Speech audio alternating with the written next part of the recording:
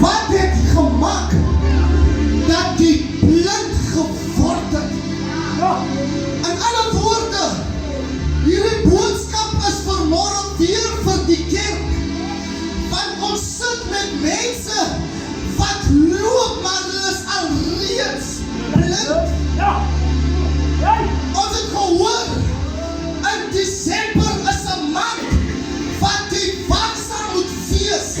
Desember is 'n maand wat 'n wissel geattack word, wat die op sy plek is nie.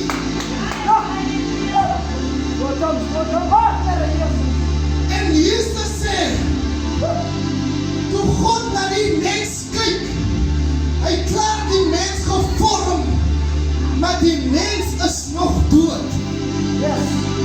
En die Bybel sê, hy bring die Gees in die mens in. Nou Jesus ontdek iets, dat padlandspaste het die Gees die mens verlaat. In ander woorde, Jesus moet weer dieselfde resep gebruik, laat daar weer Gees mense, ek weet nie of ek met 'n kerk praat vanmôre. Jesus moet weer Gees terugbring, wat padlands verloor is.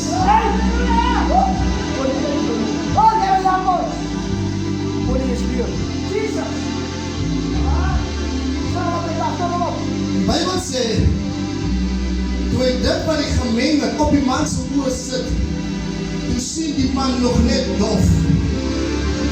In ander woorde, hy kon nie duidelik gesien het nie. En Jesus sê vir hom, God die Vader, God die Seun, maar daar is nog een wat absent is.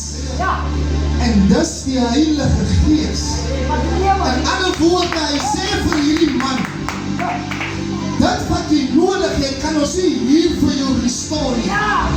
Ons wil kyk of jy sal gaan na jou deurbraak toe.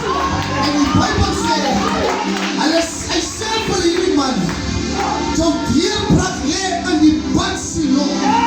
Wat beteken, wanneer jy jou opwagting daar maak, sal jy, kom ek los eers daai. Die Bybel sê, en ek nie so haastig loop, die anders maar